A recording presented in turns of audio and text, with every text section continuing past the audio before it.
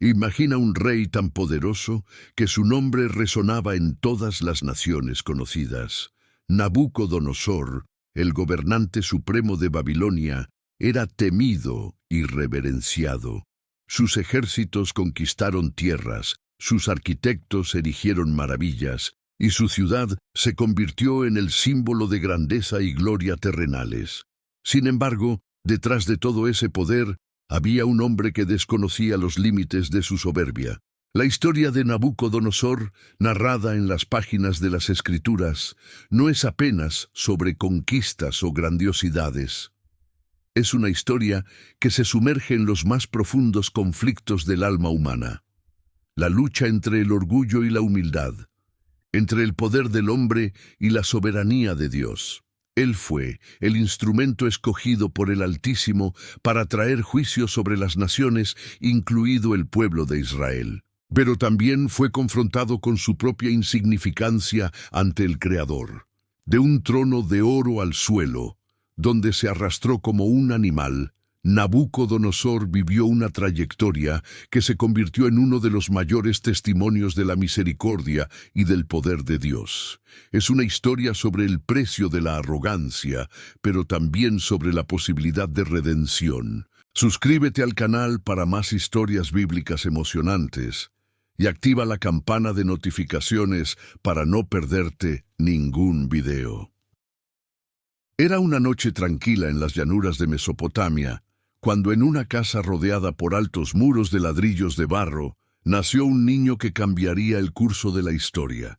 El viento soplaba suavemente por las orillas del río Éufrates, llevando el sonido de las celebraciones que resonaban por la ciudad de Babilonia.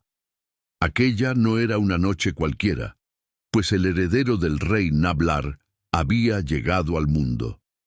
El niño, a quien llamaron Nabucodonosor, sería criado bajo el peso de un legado que pocos podrían imaginar. Mientras crecía, Nabucodonosor estaba rodeado de historias de conquistas y glorias. Su padre, Nabopolassar, había liberado a Babilonia del dominio asirio, quebrando un imperio que parecía invencible. Ahora, él soñaba con transformar a Babilonia en una potencia que todos los pueblos temieran y respetaran. Y el joven Nabucodonosor, con sus ojos brillantes y mente ágil, era moldeado para ser el instrumento de ese sueño. Desde temprano se destacó no solo por su inteligencia, sino por la ambición que transparecía en cada gesto, como si ya llevara la convicción de que estaba destinado a algo mucho mayor. En las calles concurridas de Babilonia, donde los mercaderes vendían especias y los artesanos trabajaban sin descanso, Nabucodonosor era una figura curiosa. Se mezclaba con las multitudes, observaba a las personas, aprendía con los relatos de viajeros y los escritos dejados por sabios, pero su mente siempre estaba enfocada en algo mayor, el poder. Él sabía que el mundo era vasto y peligroso y que solo los más fuertes podrían gobernar. Con el paso de los años, su fuerza física crecía tanto como su capacidad de liderazgo. Poco a poco, asumía papeles más importantes al lado de su padre, absorbiendo estrategias de guerra y comprendiendo las intrigas políticas que amenazaban el reino. Y entonces llegó el momento que cambiaría todo. Con la muerte de Nabopolassar, el joven heredero se vio ante un trono poderoso, pero rodeado de enemigos e incertidumbres. La pregunta que flotaba sobre Babilonia era, ¿estaría a la altura de su padre? Nabucodonosor, sin embargo, no tenía dudas. El peso del trono no lo asustaba, pero algo más lo esperaba más allá de las fronteras del reino. La coronación de Nabucodonosor fue marcada por un espectáculo grandioso, en un escenario donde la luz del sol relucía sobre las torres doradas de Babilonia. El joven heredero subió al trono. La multitud se reunía alrededor del palacio gritando el nombre del nuevo rey, mientras trompetas anunciaban el inicio de una nueva era. Pero Nabucodonosor, ahora llevando la corona que antes pertenecía a su padre, sabía que el brillo de ese momento ocultaba desafíos oscuros. Era el soberano de un imperio joven, rodeado por naciones rivales y enemigos listos para atacar a la menor señal de debilidad. Su primera gran prueba llegó casi de inmediato. Al norte, los remanentes del poderoso ejército asirio, ahora aliados con los egipcios, representaban una amenaza directa.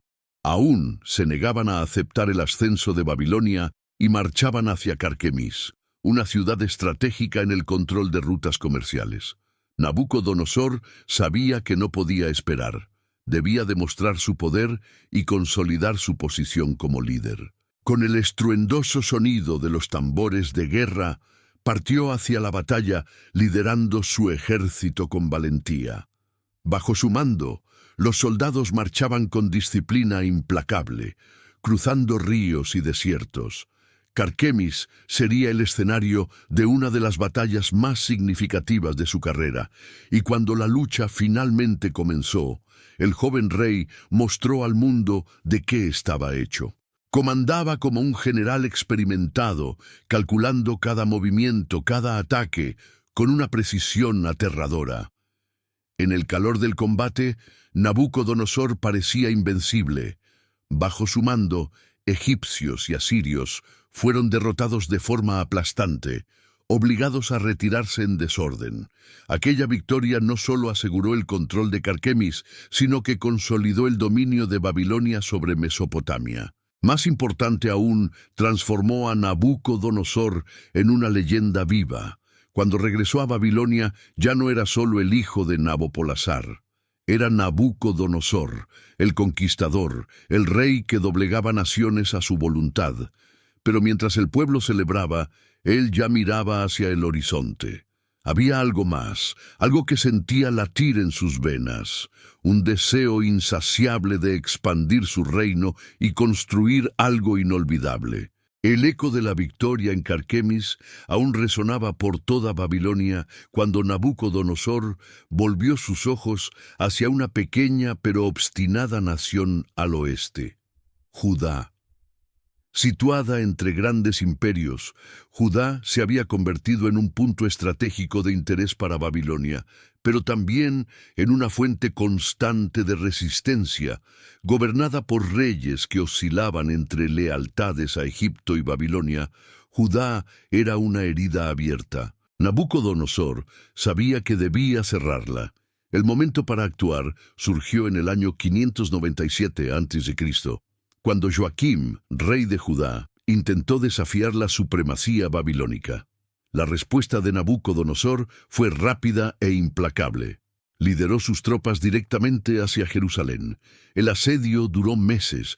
Cuando finalmente entró por las puertas de la ciudad, se aseguró de dejar claro que la desobediencia tenía un precio. Joaquín fue llevado cautivo, y su sucesor, Joaquín, tuvo el mismo destino poco después. Para Nabucodonosor, capturar Jerusalén no era solo una cuestión política, sino un recordatorio al mundo de que ninguna nación, por pequeña o devota que fuera, escaparía de su dominio. Saqueó el templo de Salomón, corazón espiritual del pueblo de Judá, y se llevó sus tesoros sagrados a Babilonia como símbolo de victoria. Pero quizás, más importante aún, deportó a miles de judíos al exilio, entre ellos líderes, artesanos y jóvenes prometedores como Daniel, quien un día se convertiría en una figura crucial en su propia historia. Aunque Jerusalén había caído, Nabucodonosor sabía que no podía confiar plenamente en la lealtad de Judá. Colocó a Sedequías como rey, esperando que mantuviera el orden bajo el yugo babilónico. Pero Sedequías también desafió el poder del conquistador, y Nabucodonosor regresó en el año 586 a.C., esta vez decidido a no dejar piedra. Jerusalén fue destruida y el templo reducido a cenizas. Cuando los ejércitos de Nabucodonosor dejaron Judá, no había dudas sobre quién gobernaba el mundo. pero para el rey, la destrucción de Jerusalén era solo un paso hacia un objetivo mayor. Nabucodonosor regresó triunfante a Babilonia, pero sus ojos no estaban en el pasado. En su mente había una visión grandiosa, no solo poder, sino un destino divino. Babilonia, bajo su mando, no sería solo la capital de un imperio, sino el centro del universo conocido. Las calles hervían de actividad. Trabajadores de todos los rincones del imperio, desde esclavos hasta artesanos calificados, levantaban murallas que parecían tocar el cielo. Nabucodonosor supervisaba todo con intensidad, tal como hacía en el campo de batalla. Cada detalle pasaba por sus ojos. Babilonia se convirtió en una ciudad de esplendor sin igual. Templos que relucían al sol, palacios adornados con oro y piedras preciosas. El rey no escatimó recursos para enaltecer el templo dedicado a Marduk, dios principal de Babilonia. La torre de Etemenanki, conocida por muchos como la Torre de Babel, fue reconstruida en escala monumental, como una escalera que pretendía alcanzar el cielo. Pero quizás la obra más fascinante de Nabucodonosor fueron los jardines colgantes, una maravilla que, se decía, había sido creada para agradar a su esposa Amitis, que extrañaba las montañas verdes de su tierra. Los jardines eran una obra maestra de ingeniería, con terrazas elevadas irrigadas por un sistema innovador. El perfume de las flores y el sonido del agua creaban un oasis en la árida Mesopotamia. Amitis podía olvidar su nostalgia al caminar entre plantas exóticas y árboles frutales. Los visitantes se maravillaban ante esa belleza que parecía divina. Pero para Nabucodonosor, cada piedra, cada estructura era más que lujo, era la construcción de su legado. Sin embargo, mientras contemplaba su obra, una inquietud crecía dentro de él. Babilonia era gloriosa, pero podría ser eterna. Las noches antes tranquilas del rey se llenaron de sueños extraños, mensajes misteriosos que no lograba entender. Uno de ellos era especialmente perturbador. Una estatua gigantesca hecha de distintos materiales: cabeza de oro, pecho de plata, vientre de bronce, piernas de hierro y pies de una mezcla frágil de hierro y barro. De repente, una piedra no cortada por manos humanas golpeaba los pies y la destruía. La estatua se deshacía y la piedra crecía hasta convertirse en una gran montaña que llenaba la tierra. Nabucodonosor despertaba sudando. Por más poderoso que fuera, había algo en esa visión que lo hacía sentir pequeño. Ninguno de sus sabios, magos o astrólogos logró interpretar el sueño, aumentando su angustia. Entonces alguien mencionó a Daniel, un joven cautivo de Judá, conocido por su sabiduría. Sin otra opción, el rey mandó llamar a Daniel. El joven, sereno en medio del caos, afirmó que la interpretación no venía de él, sino del Dios Altísimo. Nabucodonosor escuchó atento mientras Daniel revelaba el significado. La cabeza de oro representaba su reino, pero tras él vendrían otros, inferiores. Al final, una piedra destruiría todos los reinos y se establecería un reino eterno, fundado por Dios. Las palabras de Daniel fueron devastadoras. Por primera vez, Nabucodonosor consideró que su imperio, por más esplendoroso que fuera, no duraría para siempre. Pero la idea de ser solo parte de un plan mayor lo inquietaba aún más. Acostumbrado a forjar su propio destino, aceptar un poder superior le era difícil.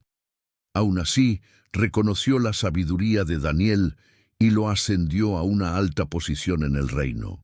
No obstante, su corazón no estaba listo para aceptar que algo fuera más grande que él. Necesitaba reafirmar su gloria e ideó algo monumental, una estatua de oro macizo. Sería más que poder, sería una declaración al mundo. Él era invencible. La estatua fue erigida en una gran llanura, visible desde kilómetros. Bajo el sol ardiente, el oro relucía como si estuviera vivo. Cuando se completó, el rey decretó que todos debían inclinarse ante ella. No era solo adoración, era prueba de lealtad absoluta. Quien desobedeciera sería arrojado a un horno ardiente. El día llegó y una multitud se reunió. Instrumentos sonaban marcando el momento del homenaje, pero entre todos 3 figuras quedaron de pie. Sadrac, Mesac y Abed-Nego, jóvenes de Judá, se negaron a inclinarse. Dijeron que solo servirían al Dios de Israel. La noticia llegó al rey. Furioso, los mandó traer. Les dio una última oportunidad, pero ellos se mantuvieron firmes. Nuestro Dios puede salvarnos, pero aunque no lo haga, no serviremos a tus dioses. La ira de Nabucodonosor fue total. Ordenó que el horno se calentara 7 veces más.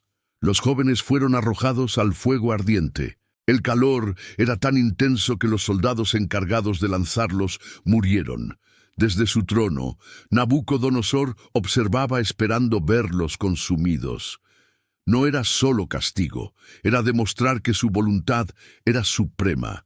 Pero algo extraño sucedió.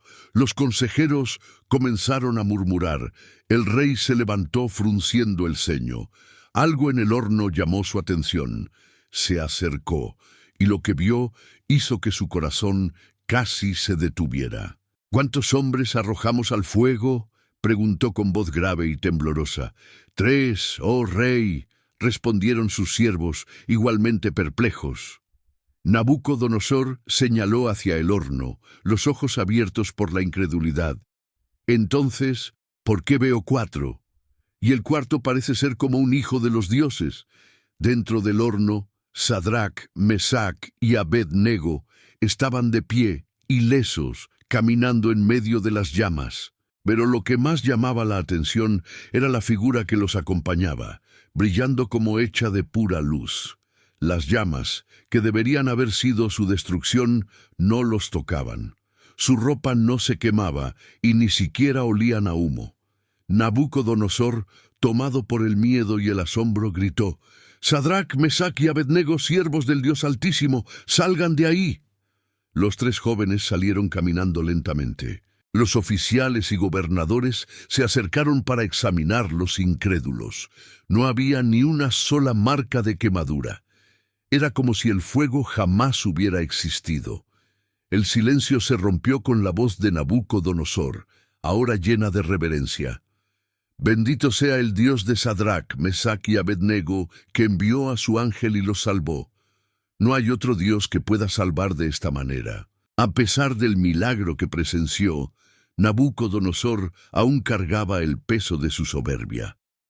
Reconocía el poder del Dios de los 3 jóvenes, pero en su corazón creía que su propia gloria y las maravillas que construyó eran prueba de su grandeza. Babilonia era el reflejo de su poder, un imperio moldeado con manos firmes y ambición implacable. Pasaron meses y el rey seguía expandiendo su ciudad. Una noche, mientras caminaba por los jardines de su palacio, mirando las murallas que alcanzaban el cielo y los jardines que hacían de su ciudad un paraíso, habló en voz alta, como desafiando a los cielos: «¿No es esta la gran Babilonia que yo construí con mi fuerza y para la gloria de mi nombre?» Pero antes de terminar su declaración, algo inesperado ocurrió. Una voz, un trueno, resonó en su mente clara e inconfundible. «Oh Nabucodonosor, tu autoridad ha sido quitada. Serás expulsado de entre los hombres, vivirás con los animales y comerás pasto como los bueyes.